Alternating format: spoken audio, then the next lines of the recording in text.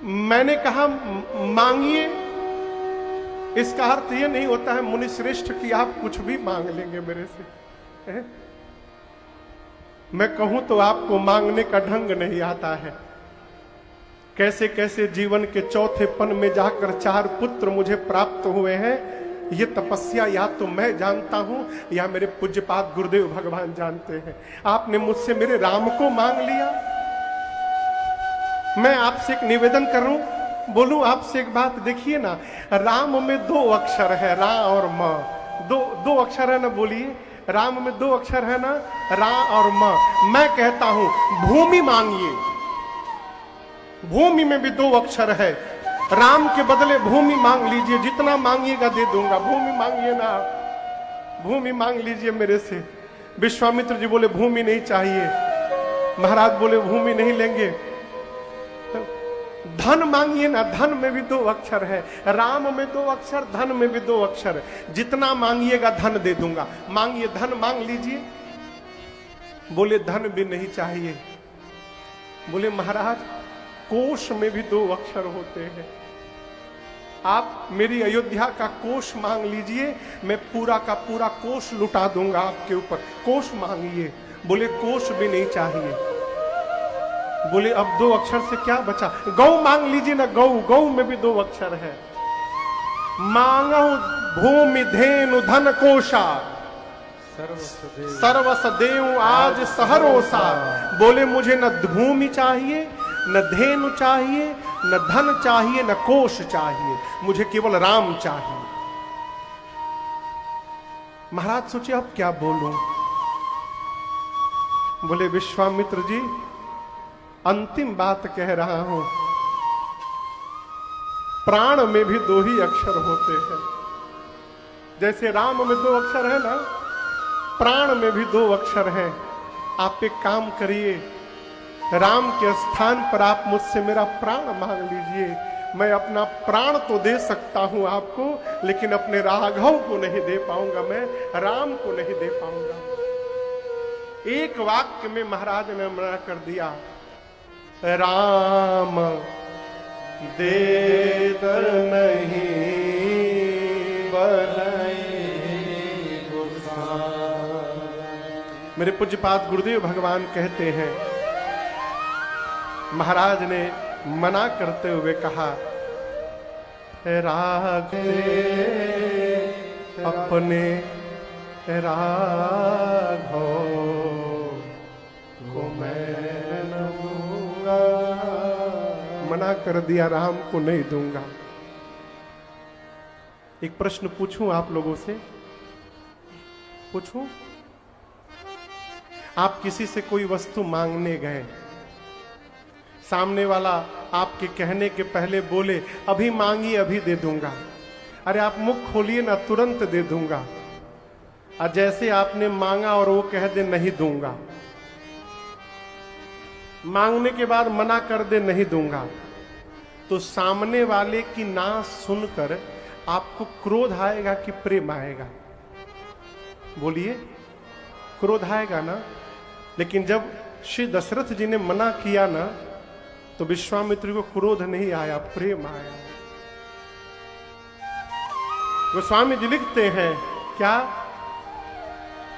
सुनी राजा अति अप्रिय बानी, हृदय हरस माना चक्रवर्ती जी की ना को सुनकर, महाराज की ना सुनकर विश्वामित्र जी प्रसन्न हो गए। क्यों प्रसन्न हो गए?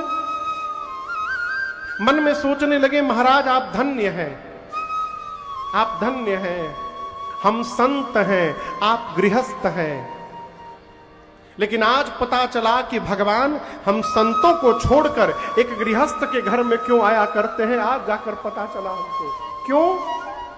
एक संत होकर मैं जितना राम को प्रेम नहीं कर पाया, गृहस्थ होकर उससे अधिक प्रेम आप कर रहे हैं। आप मेरे से भी धन्य है महाराज। राम प्रेम में आपने मना कर दिया नहीं दूंगा, लेकिन राम जी को तो ले जाना है। इसलिए विश्वामित्र जी ने गुरुदेव भगवान वशिष्ठ जी को इशारा किया, समझाइए चेले को। गुरुदेव भगवान ने कहा, महाराज राम को मैंने शिक्षा प्रदान कर दी, अब आयुध की शिक्षा इनको विश्वामित्र जी देंगे, इसलिए विदा करिए।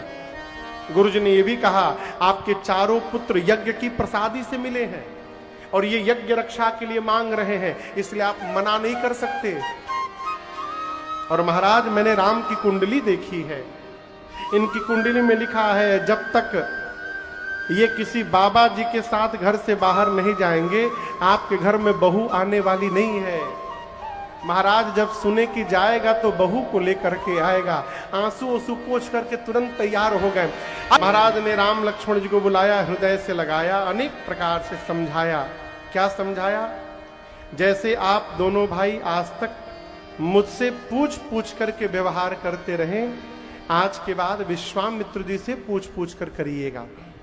और विश्वामित्र जी से चक्रवर्ती जी ने कहा, मुनिवर आप ये न समझिएगा कि मैं अपने बच्चों को दे रहा हूं, आप ये समझिएगा मैं अपना प्राण निकाल करके आपको दे रहा हूं। ये दोनों मेरे प्राण हैं और आज के बाद आप ही इनके पिता हैं। श्री राम लक्ष्मण जी पिताजी को प्रणाम किए, रनिवास में जाकर माताओं को प्रणाम किए और विश्वामित्र जी के साथ बक्सर चले। कहां चले? बक्सर। ताड़का कहां रहती थी? ताड़का बक्सर में रहती थी। देखले बनी सब कहियो के। आज से 2-3 साल पहले हम लोग राम कथा गाने गए आजमगढ़ में। आजमगढ़ जिले में एक जगह है अतरौलिया, आप में से कई लोग जानते होंगे। क्या नाम है? अतरौलिया।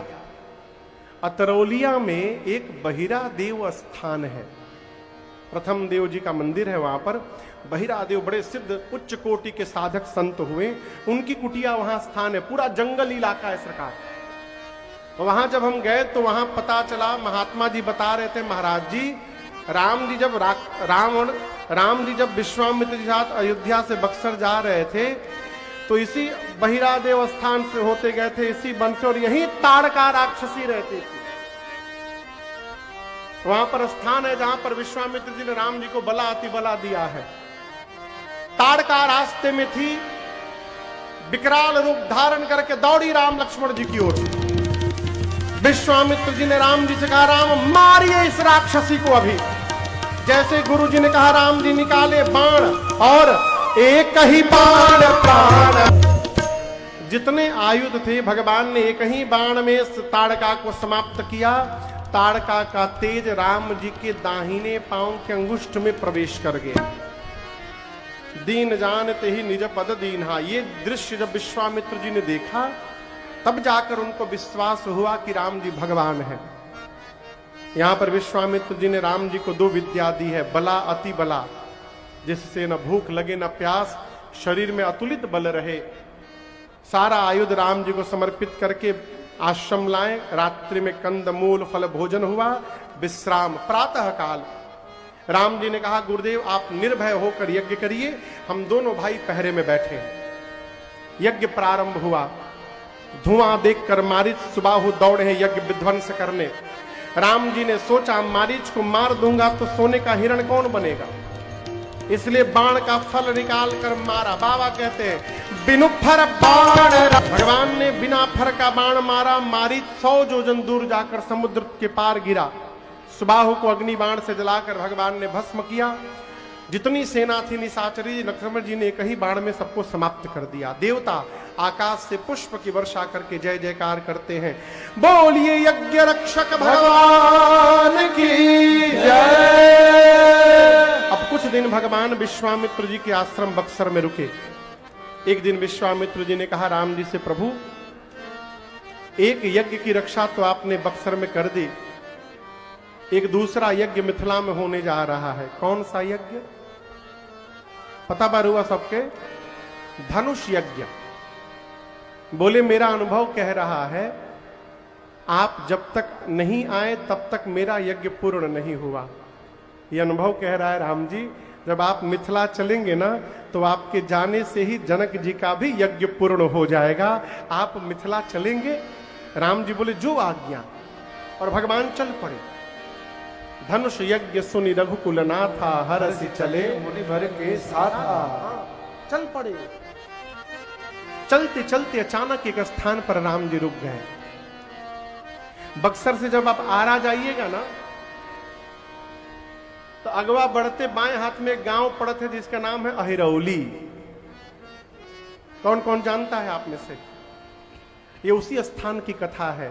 वहां अहिल्या जी थी, अहिरौली बाबू। अहिल्या जी शिलावत थी वहां पर, शिला की। राम जी ने देखकर पूछा, गुरुदेव ये कौन है? स्थान देखकर तो लग रहा है कि किसी ऋषि मुनि का स्थान है, परंतु यहां दशा बिगड़ी हुई है। ये कौन सी शिला है? विश्वामित्र जी ने कहा, राम गौतम नारी श्राप बस उपल देह धरे, चरण कमल रज चाहते, अब कृपा करो। ये गौतम ऋषि की अर्धांगिनी अहिल्या है। श्राप के कारण पत्थर की बन गई है राम। और देखिए अहिल्या जी से क्या अपराध हुआ था आप लोगों को पता है? किसको किसको पता है? किसको किसको पता है? हमको तो पता है, आप लोगों को पता है। तो क्या गोस्वामी जी को नहीं पता था? लेकिन गोस्वामी जी ने इस बात को छिपा दिया है। ये नहीं लिखा गोस्वामी जी ने कि अहिल्या जी से क्या अपराध हुआ, केवल इतना कहा उनके पति गौतम ऋषि ने उनको श्राप देकर पत्थर का बना दिया। ये प्रसंग कह रहा है माई बाप, जिस बात से किसी के चरित्र में दाग दिखाई देने लगे उस बात को न कहना धर्म कहलाता है। वहां मौन हो जाना चाहिए, वहां बोलना नहीं चाहिए। इतना कहा कि राम आपके चरण रज से इनके शाप का मोचन बताया गया है, इसलिए हे राघव कृपा करो रघुवीर। बम बम बाबा, एक दिन हम सोचत रहनी बैठ के कि राम जी के पता न रहे कि के ह। आप लोग बोलिए राम जी को पता नहीं था कि वो कौन है? बोलिए पता था। क्या राम जी को यह पता नहीं था कि मेरे पांव के धूल से उनका उद्धार होने वाला है? नहीं पता था?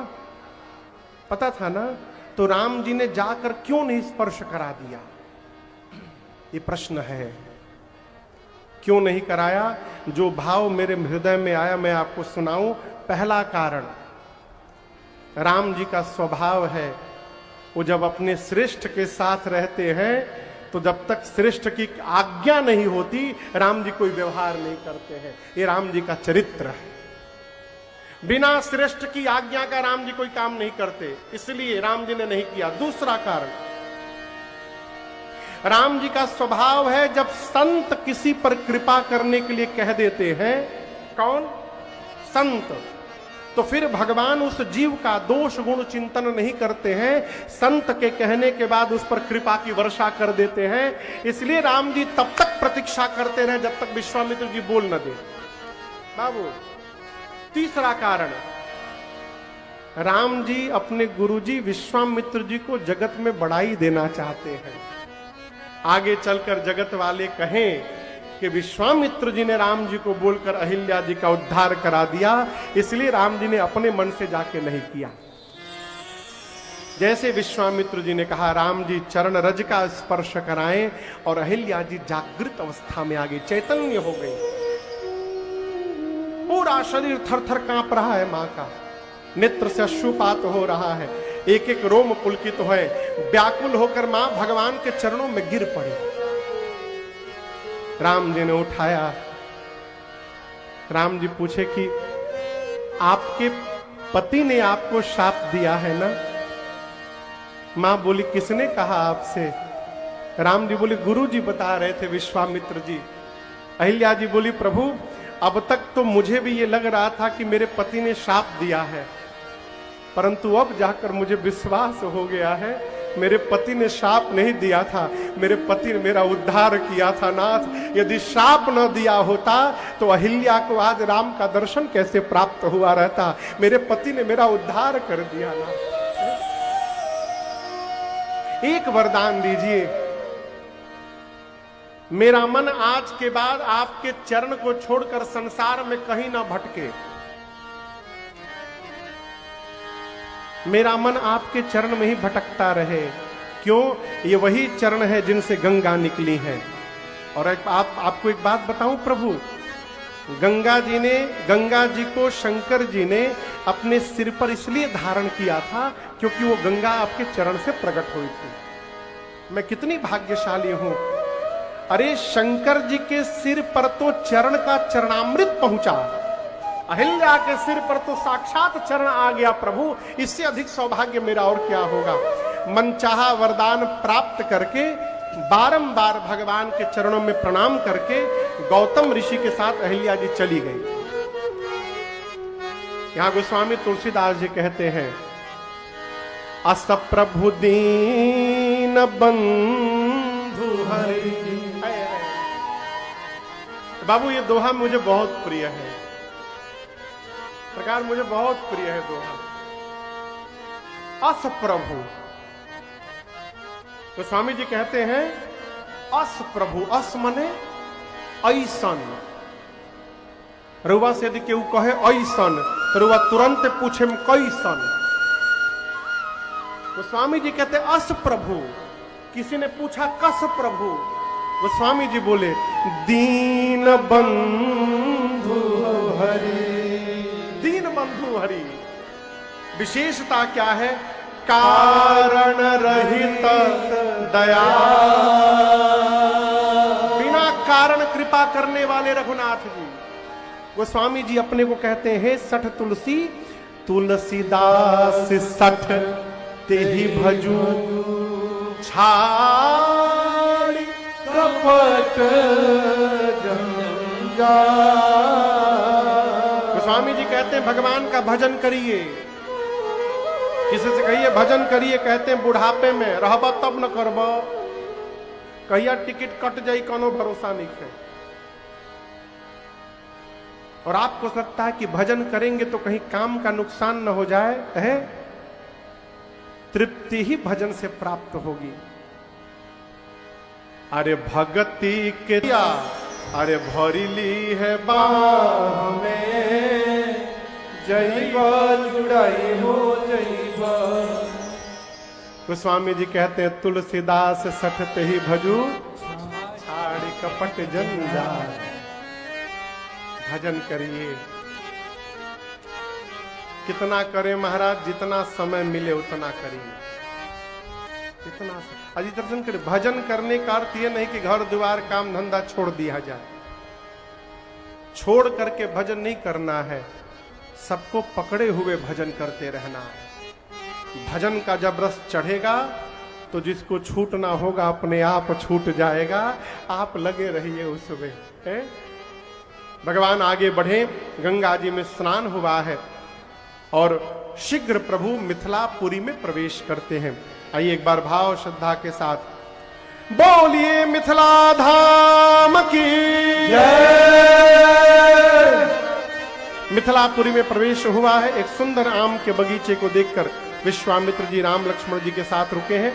जनक जी महाराज को सूचना मिली, विश्वामित्र महामुनि आए, समाचार मिथिलापति पाए। दौड़ कर आए हैं, प्रणाम किया है। जब राम जी को देखा, राम लक्ष्मण जी को जनक जी महाराज ने पूछा, कहु नाथ सुंदर दो बालक, मुनिकुल तिलक नृपकुल भान। ये दोनों बालक कौन है? मेरा तो मन कह रहा है मुनिवर, वेद जिनको नेति नेति कहते नहीं थकते, वही ब्रह्म तो कहीं मेरे आंखों के सामने नहीं आ गए। इनको देखने के बाद मेरा मन ब्रह्म रस का त्याग करके इनके अनुराग में फंस रहा है। ये दोनों हैं कौन?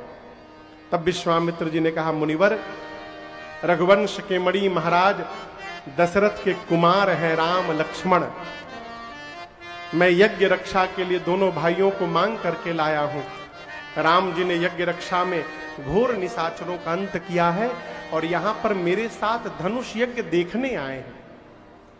जनक जी सुने कि चक्रवर्ती सम्राट के बेटे हैं, जिस प्रकार के अतिथि हों उसी प्रकार उनकी व्यवस्था करनी चाहिए। आम के बगीचे से ले जाकर और मिथिला के सबसे सुंदर महल में स्थान प्रदान किया है। सुंदर सदन उसका नाम था। भोजन दोपहर में हुआ और भोजन के बाद विश्वामित्र जी, राम लक्ष्मण जी विश्राम कर गए। भोजन करके राम लक्ष्मण विश्वामित्र जी विश्राम कर गए। अब हम लोग भी अपने अपने घर जाकर भोजन करके विश्राम करें। आज की कथा यही विश्राम लेती है। कल हम और आप 2 उत्सव मनाएंगे। कल धनुष यज्ञ और उसके बाद सीताराम विवाह महोत्सव। कहां है समिति के लोग? ब्याह कालिए हो जाओ, ठीक बना कि अलग अलग? कल हो जाओ। हाँ, तो कल धनुष यज्ञ और श्री सीताराम विवाह महोत्सव हम मनाएंगे।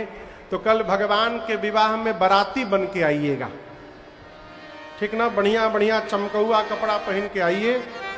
गहना माताओं से निवेदन है, गहना सब नकली पहनिएगा। तो कल मिलते हैं ठीक 5 बजे भगवत विवाह। कृष्ण कृष्ण कृष्ण हरे हरे। कथा विसर्जन आज की प्रभु शंभुनाथ हनुमान।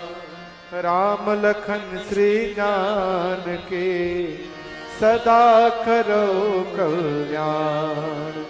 सियावर रामचंद्र भगवान की जय। बाल कृष्ण भगवान की जय। उमापति महादेव की जय। श्री हनुमान जी महाराज की जय। आज के आनंद की जय। जय जय श्री सीताराम। नमः पार्वती पतये हर हर महा